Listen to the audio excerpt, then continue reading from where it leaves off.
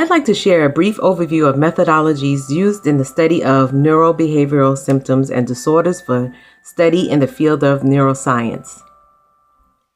As a future professional in the field of psychology, I will often be asked to summarize and evaluate relevant research in this field for various audiences.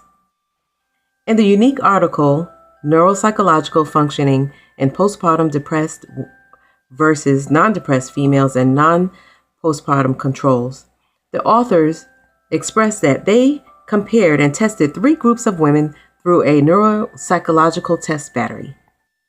21 women who were postpartum versus 22 women who were postpartum but not depressed versus 24 women who were not depressed and not postpartum.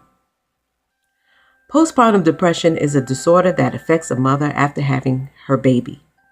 She experiences having low spirits as if she has lost hope. These severe feelings of depression after childbirth arise and cause the hormones to change. In addition, following childbirth, her psychological connections to her emotions also cause fatigue. An analysis of the research methodology used was an RAVLT test, which is referred to as the Ray Auditory Verbal Learning Test. This test evaluates and determines several different functions of memory, and also how we learn and the strategies of learning, and how information is retained, to name a few. The study was to explore the impact specific functions of the brain and its executive function during and after pregnancy.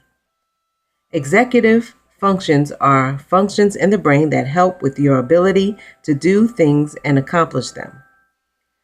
The variable that cause change and that cause no change, that is, the independent and dependent variables in this test, were age, educational level, and the time that lapsed between labor, neurological assessment, and thyroid status. These variables were found to have no bearing on the study regarding the effects of depression. In this study, there were no women who were observed to have a difference in memory or in their recognition.